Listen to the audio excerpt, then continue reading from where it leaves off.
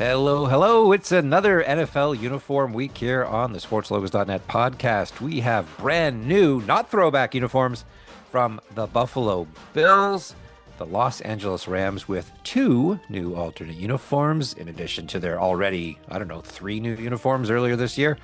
And the New York Jets are kind of throwing back, but not throwing back for their new whiteout alternate helmet. Plus, LeBron is a Sixer. Are you kidding me?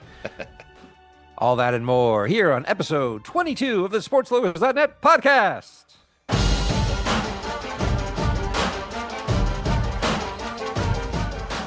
Hey, everybody. Chris Creamer from SportsLogos.Net here, along with podcast Paul Pudo. We are talking NFL uniforms this week. Paul, let's talk about these brand new Buffalo Bills non-throwback new alternate uniforms. I'm going to let you run with this one. If you got a hot take, I can see it in your eyes. You want to talk about these Nickel City gray alternate uniforms that the Bills unveiled on Monday morning. Well, so the Bills finally confirmed, they finally fessed up and they said, yes, Andrew Lind, SportsLogos.net's NFL guy, you're correct. You've been right all along. You've been right this whole time. Another great job by Andrew with his coverage of all this. The Nickel City, not a throwback. I love not a throwback with the Buffalo Bills. I think these are sharp, Chris. I really like them. I think this is like this darker gray. It kind of reminds me like when the Arizona Diamondbacks tried to introduce like the non-baseball gray, like the slightly darker gray than you would typically see on a uniform. That's what this Nickel City nickel gray feels like to me. I will tell you, the helmet that accompanies it takes a little bit of deciphering in my mind. I have been sitting here with the design of these helmets that's meant to be just sort of an element drawn from the logo, visually distinct, kind of interesting. It doesn't make a ton of sense to me, so it's not immediately readable, I think, the way they were intending it to be readable. I like the colors. We've had the conversation. What's more important, the logo or the colors? I overall, my impression of this new alternate logo from Buffalo is I like the gray. I like the colors. And ultimately, it may not matter that much if I can't literally actually read what that design on the side of the helmet is supposed to be. Yeah, I don't quite get. I mean, I know what it's supposed to be. It's the stripe from the Bills' primary logo, right? But I don't quite get why they did that. Right. Was anybody wanting this? Did anybody want a large red stripe on the side of a Bills helmet? I think this, they could have just simply put the Bills logo on the side and it would have looked great. Right. Now, again, I'm not going to be critical about this because I love that somebody just tried something new for a change. Right. And that's what the Bills are doing here. This is the first time they've ever worn a gray uniform. This is the first time they've ever worn a blue helmet. So that's win-win. First time they've ever not had a buffalo on the side of their helmet. Mm. All sorts of new things here for the Bills. So let's give them kudos for that. Gray is a bit of a hit or miss color when it comes to sports uniforms, right? Like that's the road uniform color in baseball. It's usually each team's least popular uniform choice in Major League Baseball. We've seen it in the NFL before. The Seahawks have done gray before. The Bills they were gray back in the early 60s. It was one of their original colors when they first joined the AFL back in like 1960. But there's not a lot of ties to that color in franchise history, right? Like they've never thrown back to it. There's no real fond memories of the Bills wearing gray. As far as I can tell, the only reason why they're wearing gray is because the US, what is it, a quarter? A nickel. The US Yeah. nickels used to have a bison on them or a buffalo on them, and they were called the Buffalo Nickel. Therefore, Buffalo got the nickname Nickel City. Therefore, in 2026, the Buffalo Bills wear a nickel colored uniform. Stick with me here, folks. I mean, I It's a, followed. I followed. you got it. It's All right, good. and I like the inspiration for that. And it's, it feels, it feels a little, we were sort of laughing about design speak last week, right? Like, so like Mhm. it's nickel gray because we're the nickel city and that's what color a nickel is. Ultimately, the end result in my mind is just a sharp looking uniform, right? Like There, yeah, there you go. the Yeah. white and the blue and the red sort of pop against that nickel gray. So, it's if the end result is something positive, then I think that that is, whatever the explanation is, I'm fine with it. I think you're right, ultimately, right? All that matters is that it looks good. Who cares the origins or the explanation? Even if it is seems kind of silly to base an entire uniform color scheme on what the nickel used to look like over 100 years ago, right? So, like these nickels, they weren't minted in Buffalo, right? Like it's just a nickel had a buffalo, and the city's called Buffalo. Ta-da! Now, this stripe on the helmet, again, I Hmm. don't want to harp on this, but it is, as you say, it's the red stripe from the Charging Buffalo logo, and they've pulled it out, and it becomes this sort of abstraction, right? It like becomes Hmm. this shape outside of the context of the buffalo.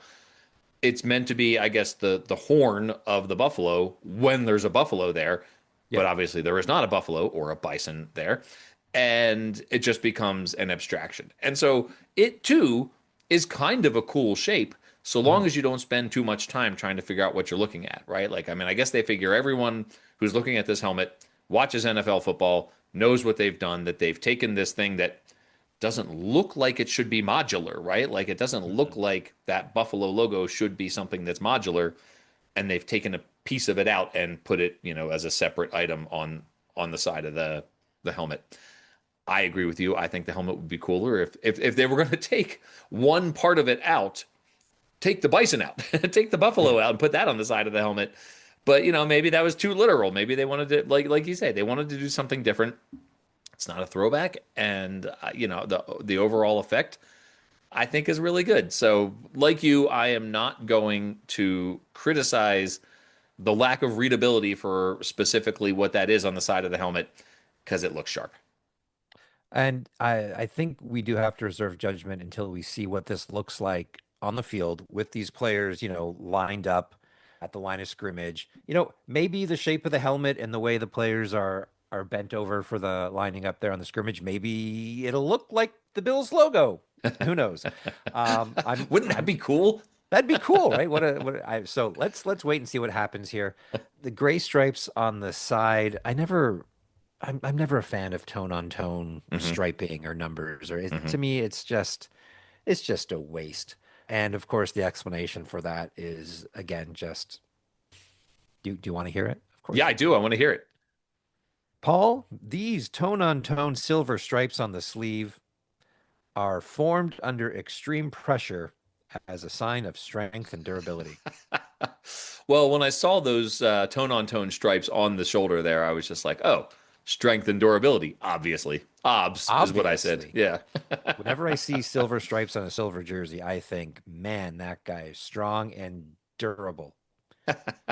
Well, since we're into the design speak here, then there is a literal blue collar, which Oh is God. meant to represent the strength and work ethic and authenticity of a blue collar city. How about it's a blue collar because the Bills are a blue team?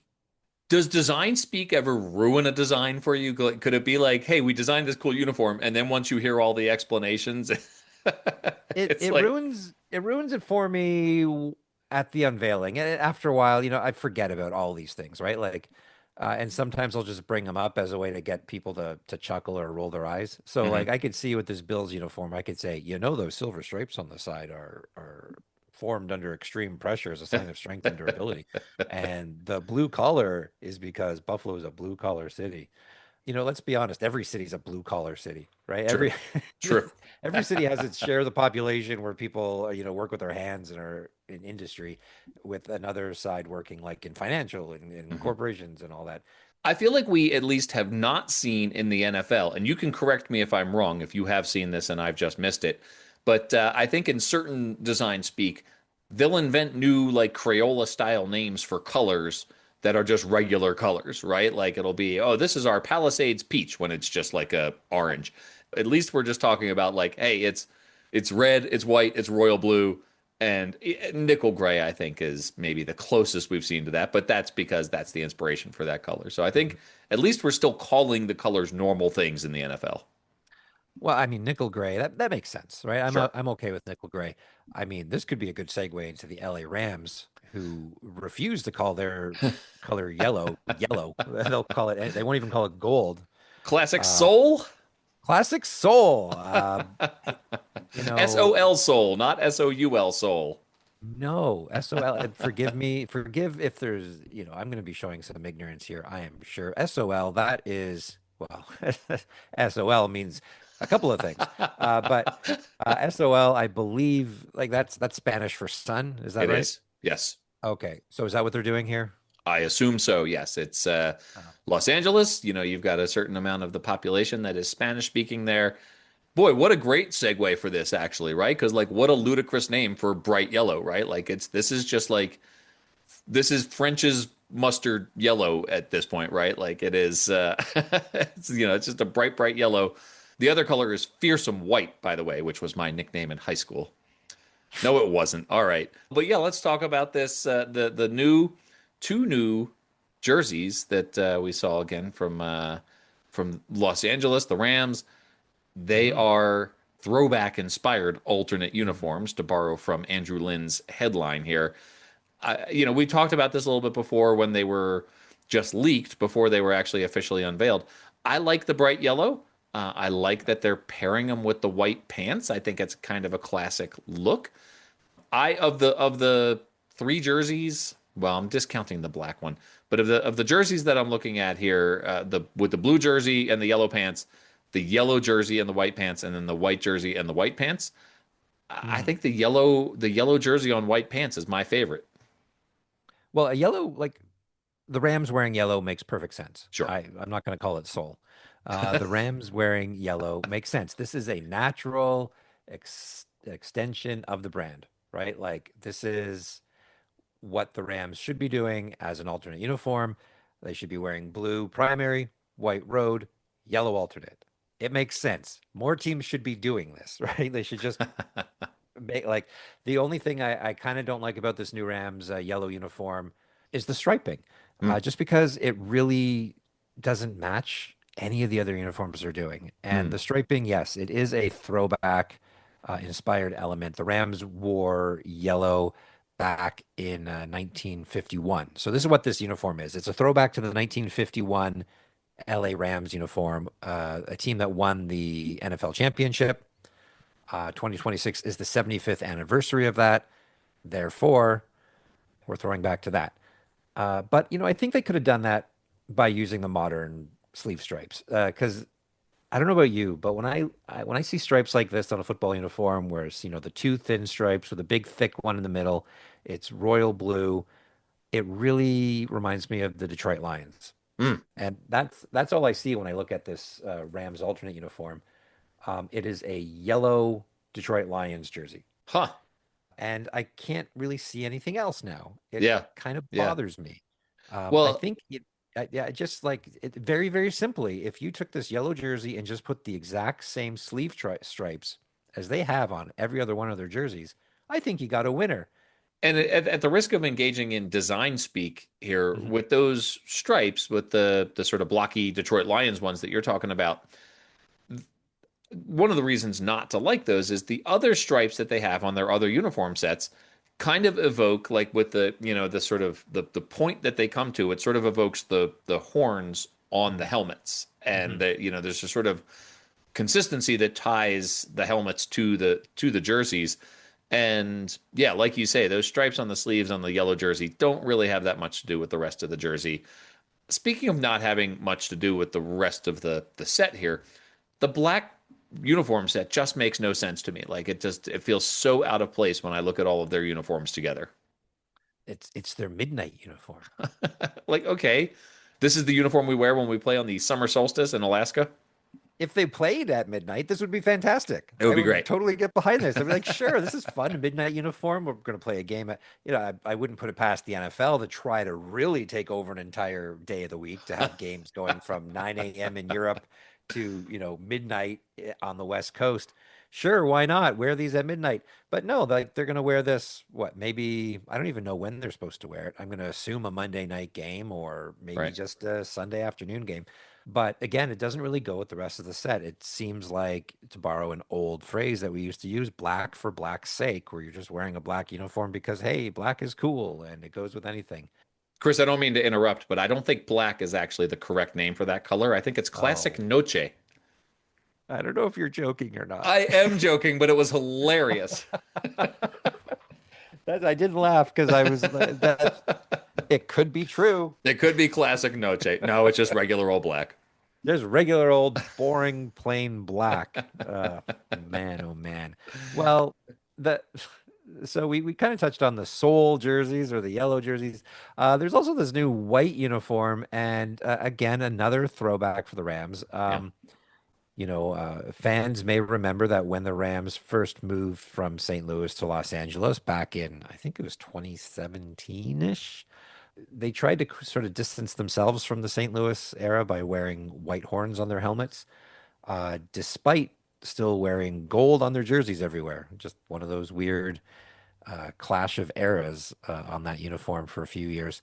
But the Rams actually wore white helmets back when they played in LA back in the 60s and 70s. And that's what this is. It's another throwback, just like the yellow uniform.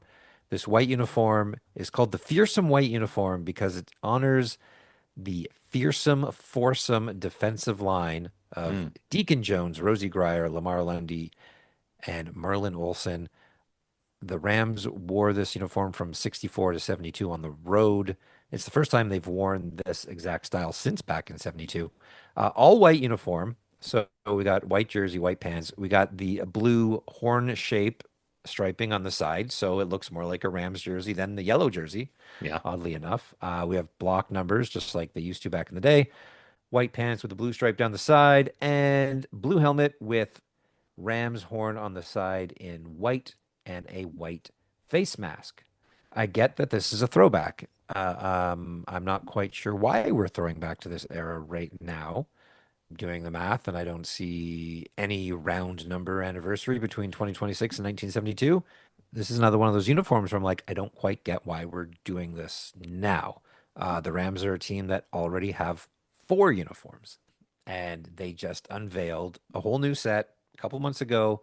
They're kind of figuring out their LA look, and now they're adding a new color scheme and new number styles and new. I just feel like after the first play that whatever whatever field they're playing on, that's the color that their jersey's going to turn into. The first time someone gets tackled into some of the paint or the grass or the dirt, that these white jerseys are just not going to be white anymore. And so maybe that's sort of it, right? Like maybe that they're trying to be like all get their uniforms all scuffed up and dirty, and there's that's part of the deal. They're trying to look like John Kruk in 1993, and Well, if it honors the fearsome foursome defensive line, then sure, sure, yeah, look all scuffed up and muddy and dirty. But if you're gonna do that, you got to play in mud and you got to play in rain and you got to play, not in SoFi Stadium. right, right, where it's Yeah, 75 degrees and sunny all the time. right. The complete opposite of what the fearsome foursome would have played in. Yeah, Uh, this, I like I said, I like the yellow. I liked the yellow jersey more before you pointed out that issue with the striping, and so now I've got to go back and revisit oh, it. there we go. I But ruined the it for you. you did, but I still actively dislike the classic Noche black uniforms here, so I'm gonna stick by my guns on that one. I did like how they unveiled this Oh, uniform though, and how'd they do what that? they did was what they did was they had the four current defensive linemen posing in front of the lockers of the original Fearsome Foursome. I Yeah, thought that was a neat little callback, right? Like yeah, that's pretty that's cool. kind of cool. Yeah. Easy to do, but yeah, it really really looks it's a nice tribute. The Rams will wear this fearsome white uniform on November 25th against the Packers, which is the NFL's first ever Thanksgiving Eve game.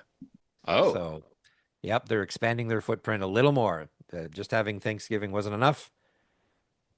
Having Christmas wasn't enough. Now it's got to be Thanksgiving Eve as well.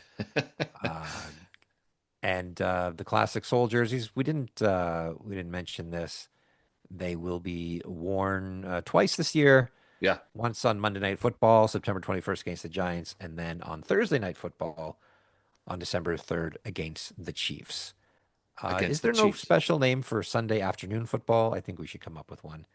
I mean, we have Monday Night Football, we have Thursday Night Football, we have Thanksgiving football, we have Sunday Night Football. We should have.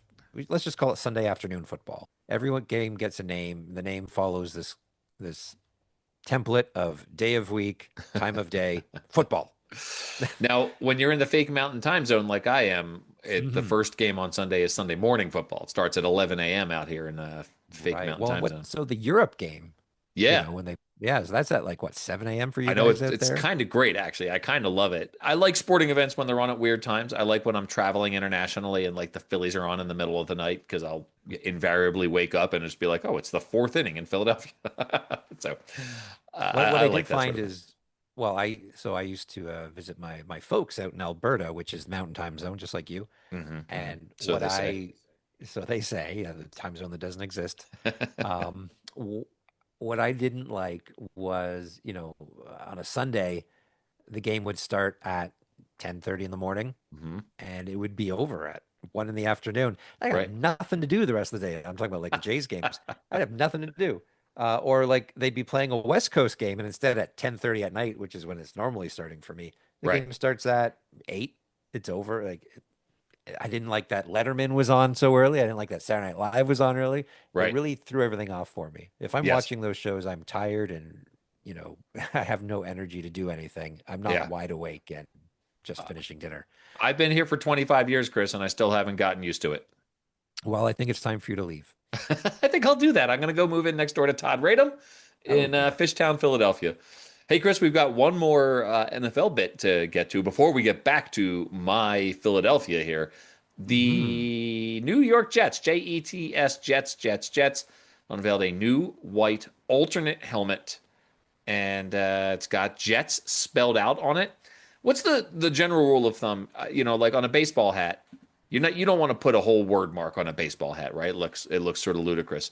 Is there any sort of inclination against that? Like Jets is 4 letters, you can get away with it on a helmet, but does NFL do NFL helmets have like that same prohibition against writing out the whole team name, putting the whole word mark on a helmet?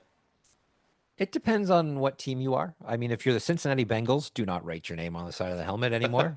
That was silly. You look like tigers, wear tiger stripes. Right, But if your team represents New York but plays in New Jersey, yes, you have to write the name of your team name on the side of your helmet. It is an NFL rule that any teams that play in New Jersey with New York in their name have to have the name of their team on the side of the helmet.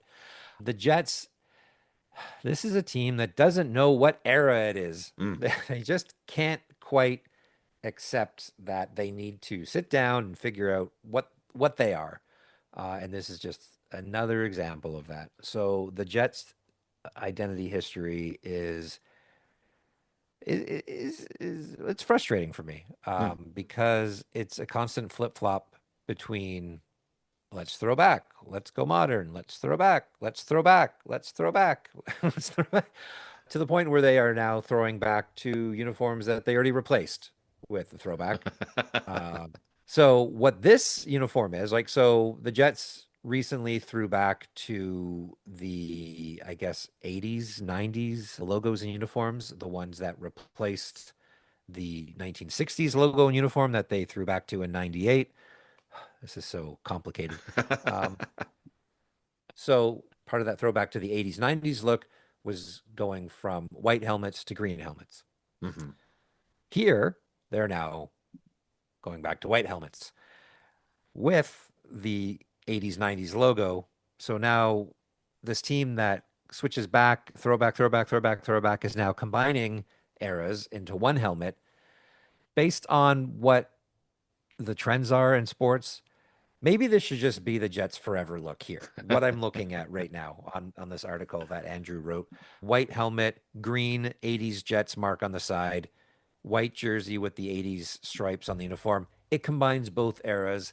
Let's stop throwing back. Let's create a combination of eras and let's just call that the look forever and let's just stop this.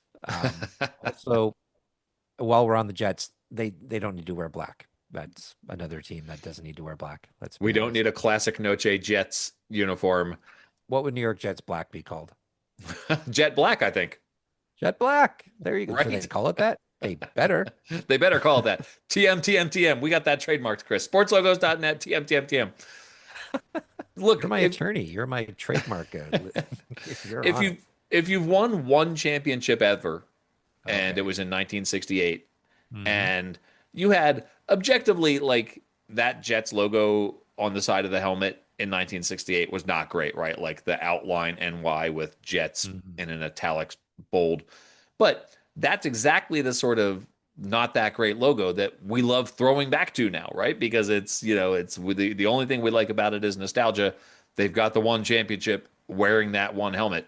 It seems to me that the rule should be new rule, Chris, new rule in Let's the go. NFL. I If want to hear it. if you're going to do a throwback, you've got to throw back to an era where you won a championship. Oh, that's not going to be good for the Browns. Well, they are cursed to forever play without a logo until they win a championship. Oh man. But the Jets already throw back to that 60s look. Yeah, Like they already have an alternate uniform that's right. white with a white helmet. Like, It should be the only one that's allowed. Enough with yeah, these throwbacks. Enough with the throwbacks. You gotta come up with something new, and then when you win a championship in it, then 20 years from now you get to throw back to that. that becomes an option. Yes. Yes. Okay. So I'm gonna add it on to your rule for Okay. teams that never win a championship. Okay. You are allowed to throw back to a championship winning uniform or the very first uniform your team ever wore. Yeah. Okay. That's I it. like that. Yep. That's it. Yep. Sign me up. Um, so for the Jets, that means this uniform is disqualified because they never won a championship with that Jets word mark on the side. Mm. But they did with their white throwback uniform they already have. I don't know why they have another one. The Jets, okay, so let's just go through the important numbers here on this. Okay, so first of all, this new white Jets helmet is going to debut on September 20th. Okay. They're playing Green Bay. That is their home opener. It will be a whiteout game where all fans will be asked to wear white. The jersey is not changing on this. This is their existing primary white jersey as well as their primary white pants. The white helmet is what is creating this new all white combination. The Jets, remember when the NFL had a rule about only wearing one helmet? Well, Yes. the Jets will wear five helmets this year. Wow. Their primary green set, their black alternate set, which I guess is their jet black alternate. Jet Uh, black. TM Jet TM black. TM. The black rivalries set. Remember rivalries uniforms? They're still here. The white throwback uniform going back to the 60s and this new white, helmet here. Let's not forget that the NFL only plays like what, 17, 18 games a season? I don't know what the number is. I think it's 17 Uh, right now. 17, and the Jets have five helmets. The NFL does have a rule about shells. Oh, So no, it's not like a turtle related shell. No, helmet okay. shells.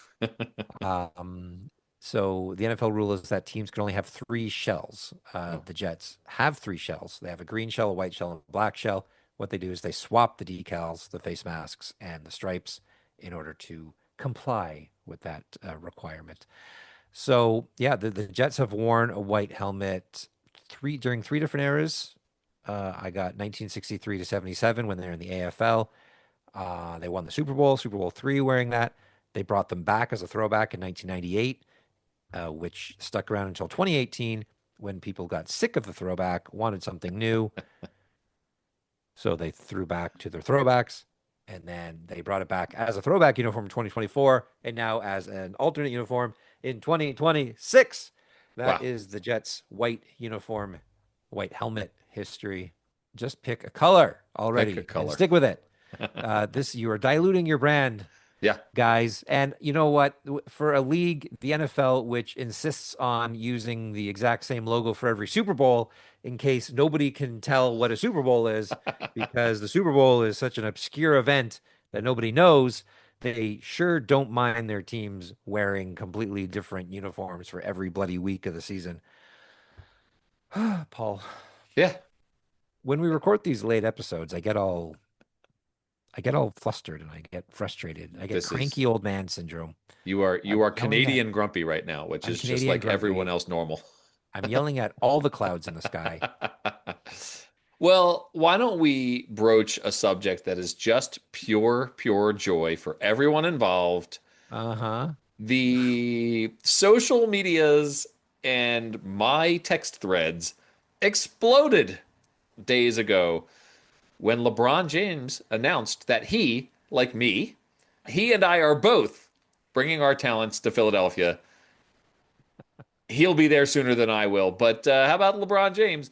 You posted it, and the first thing that we do now, like one of the advantages that Photoshop has given us, and I guess certain amount of AI now is doing this, but to be able to portray an athlete in his new uniform, I was interested to see what are the Sixers uniforms where we're going to see LeBron James photoshopped into, and the one that we have seen the most, I think, is this Phila, the dark blue with Phila across the chest, classic looking Sixers uniform. I think might be my favorite of the Sixers uniforms. Oh. You know the one that I'm talking about. You posted it on Mhm. the SportsLogos.Net social media. I thought it was interesting. This is not a logo story. This is not a branding story, but I did think it was interesting to see what if someone was going to portray, hey, LeBron James going to Philadelphia, what uniform are they going to put in? What do you think of that choice? That the blue with the Phila across the front. So that was the uniform that I saw for sale in most places. Okay. I saw a lot of people photoshopping him into the Allen Iverson throwback Oh jersey, yeah. which makes no sense because the Sixers don't wear that uniform. It was not a good uniform. Also, Right, but it was a throwback, therefore everybody loves it because that's right, just is. right.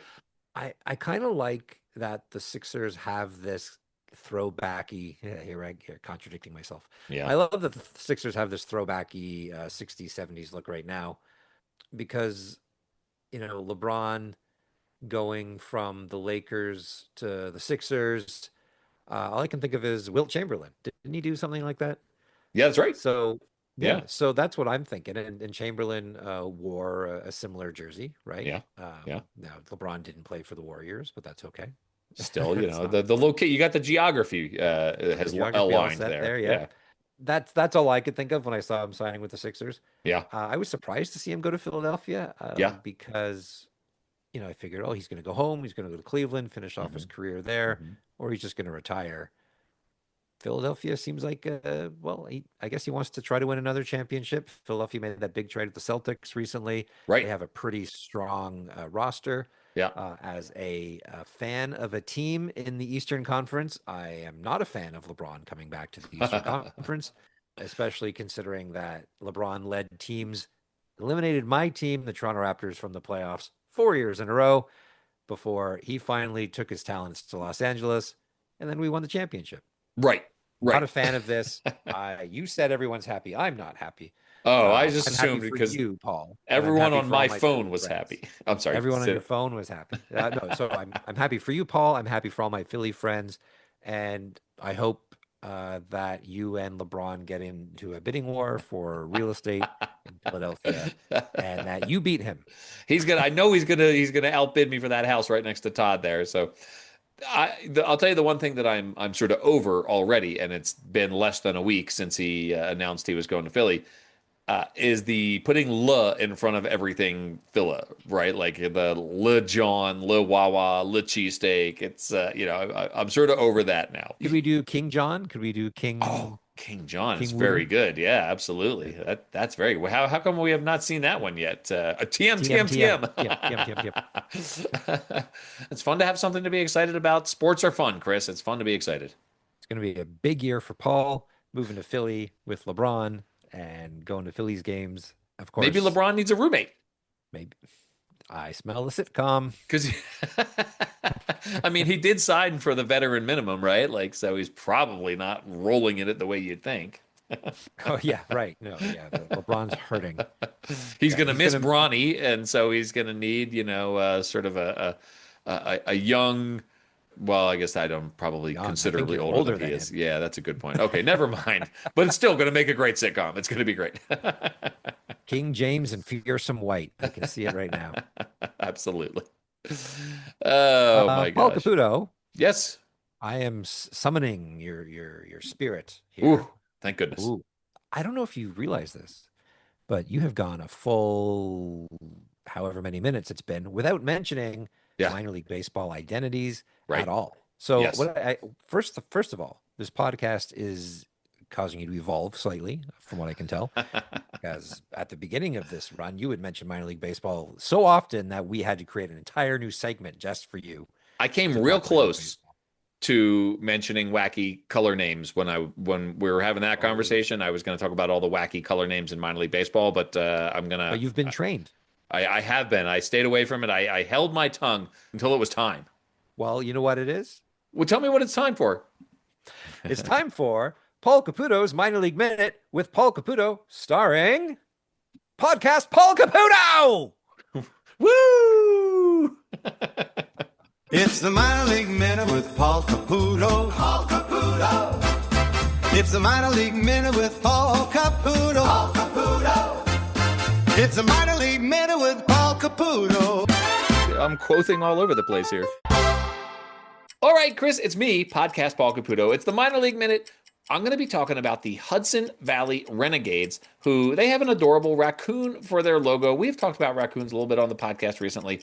This guy is a raccoon because the Hudson Valley Renegades play along the Hudson River in New York. Wappinger Falls is what it's called, a hotbed of activity in the American Revolutionary War. A lot of battles were waged there in that part of the state. They were naming themselves for the Renegades, the Revolutionary Americans. And so that is a fun brand. That's how come they're called the Renegades. A raccoon kind of has that renegade sensibility about it. But Hudson Valley has done a lot of other fun stuff.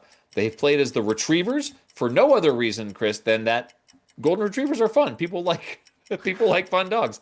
They've played as the Big Apples, even though they're not in New York City proper. They're about 75 miles away from New York City. They have played as the Cider Donuts, which is another fun one because, look, you're in a part of the continent where people probably love cider donuts, right? So I'm looking forward to I've getting never heard back of to one. that in the Northeast. And they did a rebrand recently where they updated their look to really align with their Yankees affiliation. Chris, it's your Hudson Valley Renegades. Now, I mean, picking something about raccoons would trigger me. I don't know, some sort of sick joke. My family's in tears, Paul, about this You want to know why I picked raccoon. them, Chris? And I feel terrible about this. It wasn't intentional. It wasn't because we've been talking about raccoons. It's because I have a baseball palooza road trip. This is a road trip that I've been taking for a decade with my college buddies. And we're going to be in not too far from your part of the world there. We're going to the Brooklyn Cyclones. We're going to the Somerset Patriots, and we've talked about their alternate semi-quincentennials brand. We're going to go to the Hartford Yard Goats, and then we're going to go to the Hudson Valley Renegades. I think the Renegades were the only team out of those four that I had not actually talked about. And two of them, in fact, the Cyclones and the Yard Goats, have already been the subject of a minor league minute. All right, I'll allow it. I'll call it a coincidence. So I was up at Fanatics Fest last week, and while I was up there, I was hanging out with Frank the Tank from Yeah, Barstool Sports, yeah. and Frank and I we were good friends a quarter century ago, long before his rants went nationwide. Back when his rants were reserved for the other end of my home phone, back when I was Your landline. back when I was a young lad. Yeah. So while Frank the Tank was entertaining some of his fans, which he did many times during our brief walk together, I struck up a conversation with the Hudson Valley Renegades reporter from the Hudson Valley Times, and we had a good conversation. We were both just sort of on the outside of that meeting, just killing time together. But it was very nice, a nice, lovely conversation with the Hudson Valley Renegades reporter in New York, Morgan Meyer. So if you're listening, thanks for chatting with me. And maybe Paul will say hi while he's in Hudson Valley. I guess Hudson Valley is not actually a city, right? Like, that's just No, the the nickname. town they play in is Wappinger Falls. I don't know if I'm Hmm. saying that correctly or not. I've only ever seen it written. I've never actually heard it said. Well, you're going to be there now. We're going to be there this coming weekend. Okay. Are we going to be recording any podcast episodes from the Baseball Palooza road trip? We certainly can if you want to. I will be back in time for our regular recording time. You know what I want you to do, Paul? Tell me. Get some content for the Oh, we're going podcast. to get content. Yes. I Just really like, liked the content that we published of you tasting water ice at the All-Star Village.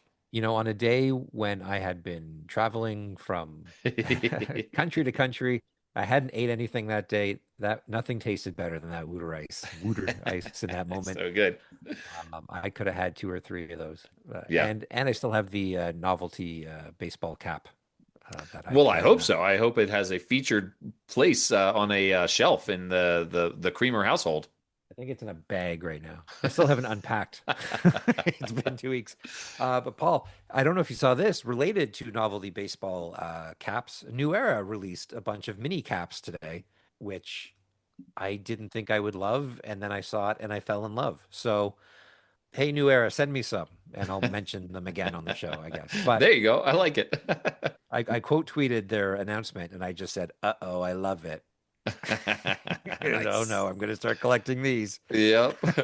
Chris, we jumped right ahead to the minor league minute because you knew I was so excited and I had not been talking about minor league baseball. You knew I was champing at the bit.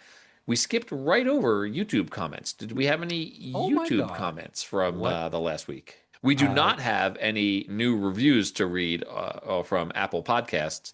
So, for God's sake, people go leave us some reviews on Apple Podcasts. 5 stars, please, if you would. That helps people find us. you admonishing our users and listeners, I should say, our listeners, with salty language. That is not going to get us any I five-star reviews. apologize. I apologize to everybody. Let's see. I'm going to look at these in real time here. Let's see Okay. if we have any YouTube comments here. I know that there's at least one where I get called out for You, you did. misnationalizing Francis Cabrel. You apparently just assume anyone who speaks French is from Quebec, which is I'm disappointed that. There's no reason for me to have gotten Francis Cabrel wrong, but I'll wait until you get to that Well, I'm just comment. going to lead that off. That's from the Okay. password laser PDV, Yeah. who says Paul. Yeah. He doesn't say Paul, but I'm going to say Paul. No. Francis Cabrel is French, not Canadian, Yeah. and presumably not French Canadian. No. If Paul wants to name some Quebecois artists, he should name the one and only Celine Dion. Yeah. And then he names two others who I've never heard of. Robert Charlebois. Charlebois? Yeah, okay. Okay. Charlebois. Or Angine du, I'm just going to say Angine de Poutine because it sounds funnier. Celine Dion, Robert Charlebois, or Angine de Poutine. Paul, those are three better options. So says the password laser PDB. He's absolutely You have a right. comment. I'm I'm I'm horrified that I got it wrong. I'm horrified that I said that Francis Cabrel, who I have listened to a lot, and I just associated him with Canada because I remember listening to him in Canada. But 100%, I have no excuse for getting that wrong. So thank you, Password, for setting me straight. Yeah, it's just like when I hear the Beatles when I'm in the US, I assume they're American. Is it Francis? Because I think I said Francois. I Francis think I said Cabrel. Francois. So No, there's I think you just said Francis. Francis. I would Francis. never. I think that's what you did. Oh, well, Let's someone roll roll the back tape. the tape and let me know in the comments, because my memory is so terrible right now that I can't even remember what I said 3 minutes ago. At Kilo One, who our listeners know as Mr. Chicago Dogs Avatar, he is excited for the hopeful All-Star game here in Chicago next year. He hopes that the Women's Professional Baseball League adds a Chicago team. Why doesn't they have? They should have a Chicago team. That seems pretty Look, they ridiculous. could have a team from the moon because they're all playing in Springfield, Illinois anyway. The Moon, Chicago. They're in Illinois. They don't have a Chicago team. Just pick the name Right, Chicago. right. Kilo One, he would like to know when we will talk about the NHL's hometown remix program. As he says, two jerseys have already leaked. He's curious about the other 30 that have yet to be revealed. So, Okay. Paul, hometown remix is a rumored all 32 team release coming next year. It's basically Fanatics' version of City Connect, City Edition. It's the same idea. So all 32 NHL teams are reportedly getting a special city-themed uniform next year. When will we talk about it? I do have to tread carefully with this because this is one of those things where I'm kind of privy to information in advance. Hmm. So where you see everybody else leaking and talking about it, well, they just don't have the big boy access that your man Chris has, and he, wants to abide by some of these agreements he's made Hmm. with companies and whatnot. So, unfortunately, that kind of limits to what I can say right now. But it will result in much, much more that I can say and cover for you when the big day happens and all these big uniforms come out. So please just be patient and please understand my silence isn't due to a lack of knowledge. It's due to basically, I just have some pretty strong connections there that I do not want to jeopardize, all for the benefit of your jersey and uniform knowledge a little later. So, I think that this is just a teaser. This is stay tuned yes, for Chris Creamer's breakdown of this new NHL series. what I'm not looking forward to is covering 32 new uniforms in a detailed way in 1 day or 2 days or however they're planning on rolling it out. Please spread out your uniform releases. This is a PSA For from your Chris. local uniform reporter. Yes, 32 new uniforms in 1 day is not fun. It's stressful. It's dehydrating. It's not good. Please don't do it. Please show some mercy. Finally, we have at Zach John 5840, and I'm going to go out on a limb here. I don't think at Zach John has commented before, Hmm? so welcome. Hello, Zach John. He Hello, Zach John. And he's got a great question. What do you guys think is the best period of sports uniforms? He adds his favorite NHL era is 1996 to 2007, from the introduction of third jerseys to the start of the Reebok Edge period. He feels that is the best, most unique, and creative period for sports uniforms and is curious to hear our thoughts. Paul, do you have a choice for what your favorite era of sports uniforms are? Well, I don't know if I'm engaging in the toxic impulse of nostalgia with this as a child of the 80s and as a guy who is a largely a baseball fan when it comes to uniforms. I gotta say that late 70s and 1980s, the pillbox hats, the Expos, the powder blues, the Brewers, the old MB Brewers, the Pirates had some classic uniforms. I just, it's when I think of one era sort of in total, I think that 70s, 80s Major League Baseball era is so well defined. And it is also, I think, just home to some of the best uniforms and some of the best bad uniforms. Bad uniforms are also important, right? Because they really help define an era. Right. And if everything looks great, then you don't really remember it all that fondly. Yeah. This is the sort of question, I like your answer, Paul. This is the sort of question that depends on how old you are and what area you grew up in. I've frequently said everyone's favorite is whatever things look like when you were 12 years old. And that's because that's just when you fall in love with things for the first time, right? Yep. So when I turned 12 was 1994, but I am going to skip that because I want to try something different here. I'm going to go out on a limb and say right now is the best Whoa. era in sports uniforms because we've now had the ability to look back at every team's set over franchise history, and we've been able to sort of pick and choose the best parts of each set and combine them together to create this new look for each team.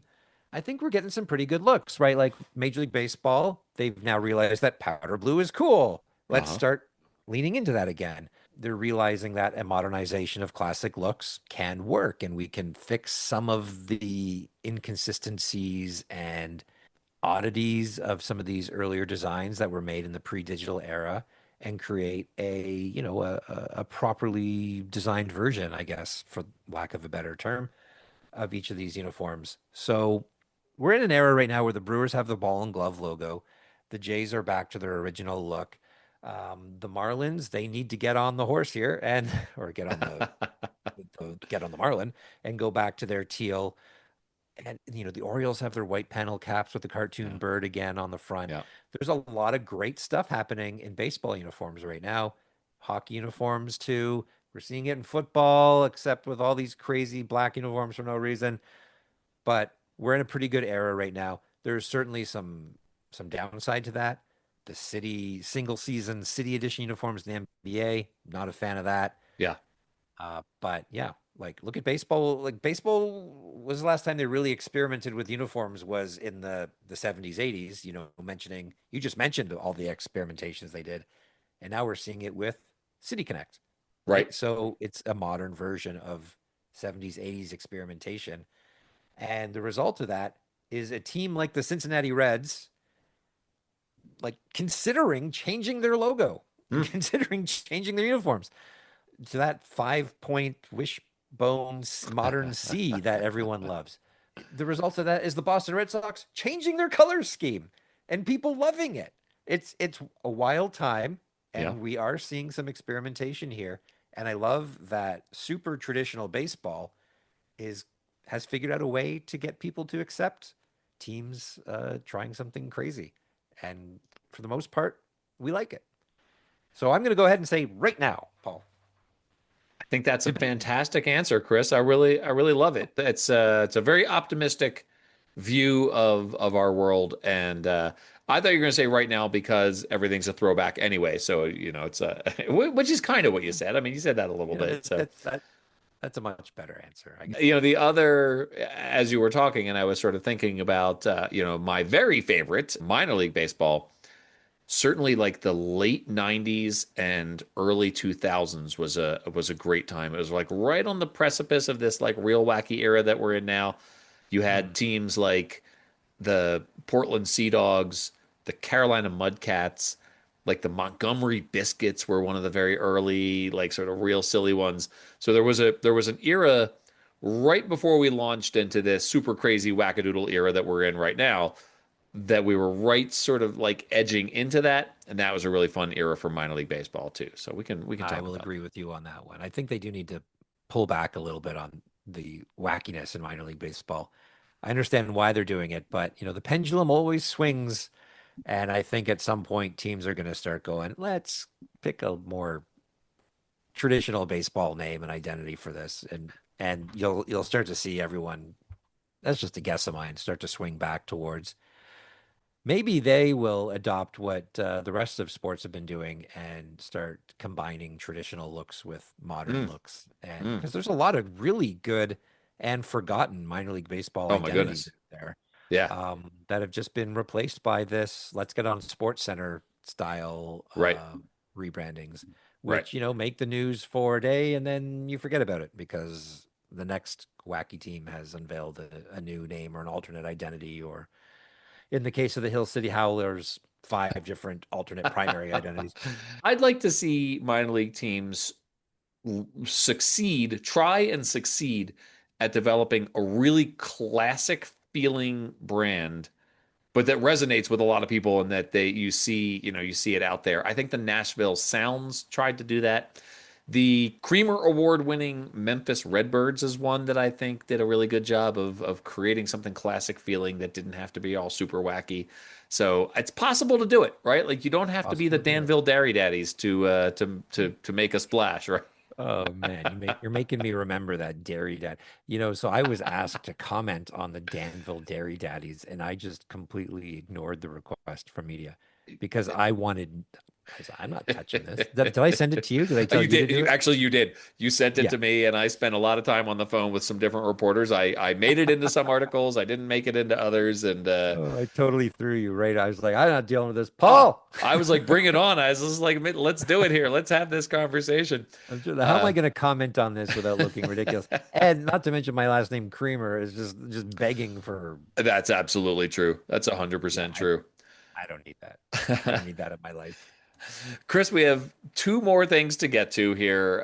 One, where were they? I was trying to find, because we were talking about NBA and we were talking about LeBron James. I was trying to find the date of the last time I think I went to a 76ers game in Philadelphia. I'm pretty sure Allen Iverson was on the team when that happened. It's been a long time Oh since I've my. been to a 76ers game. I could not find that. Do you have a where were they queued up? Well, you mentioned LeBron, and Yeah. I just immediately thought of I did get to see LeBron James once. Okay. It was a preseason game. He was in Toronto playing the Raptors. He was with Cleveland. This was back in '07, '06, '07. So, Okay. he's still fairly young. I was telling the story to my son, who's only ever known LeBron as an old man. But to you and I, like we remember when LeBron James was like 17, 18 years old and the next big thing. Sure. It's still weird for me to think of him as an old man. So I was mentioning those, oh yeah, LeBron, oh, he would have been about, I just guessed, I don't know, 22, 23 here. And my son was just like, what? But in that game, so I had some pretty decent seats, preseason game, Toronto, back in that era when the Raptors weren't doing that great. And I was maybe I wasn't courtside, but I was in that first level of seats, pretty around center court, maybe about 6, 7 rows back. And LeBron James went up and did the chalk dust thing where he threw it Yeah. up in the air and he just sort Yeah. of like posed right in front of me with his arms wide in the air. I was unaware of this habit that he did, so I thought Oh. I was seeing something incredible that had never been done before. And so I got a great picture of LeBron in his burgundy wine colored Cavaliers uniform with his arms stretched and the dust in the air. And I was going through the photos the other day again, showing my son after he signed with the Sixers. And I got a photo of LeBron with the Cavaliers and Chris Bosh with the Raptors Yeah. having a conversation side by side. And I was like, oh, geez, just a couple of years later, these two, won a bunch of championships in Miami together. I like So that. yeah, that's I my like that. LeBron story right there. Did you see that the Philly Fanatic did the LeBron chalk thing at a Phillies game? That was very I funny. did not, but I love it. He came out wearing Another a reason. he came out wearing like the blue Sixers jersey that we were talking about, and he Oh, got up on the dugout and he did the LeBron chalk, and you know what? everyone The crazy. Sixers need to step up their mascot game. They really definitely do. Like Hip Hop the Rabbit was terrifying. They used to have like a cartoonish Ben Franklin.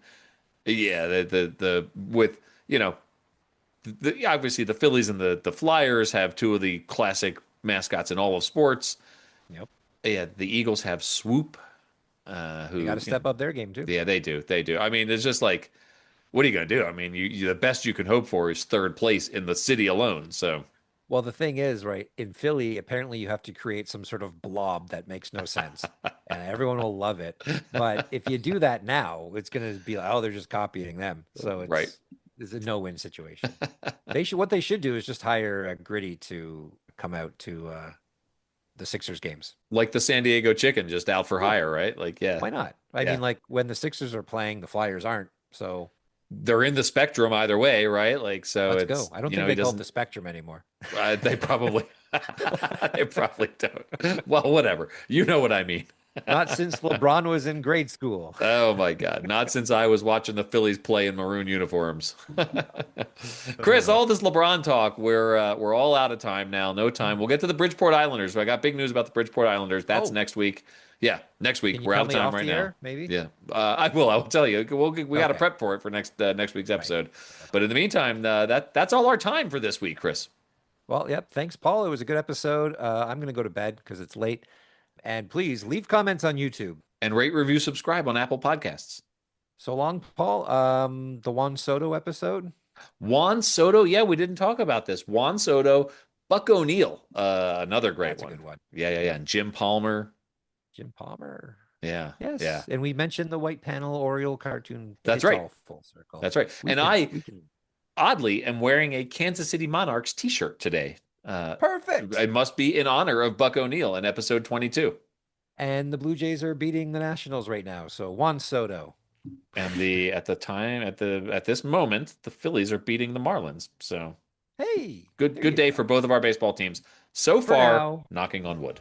Yeah, both teams will end up losing. Let's be honest. Chris, we'll see you next week. All right, Paul. See you later. See you, everybody.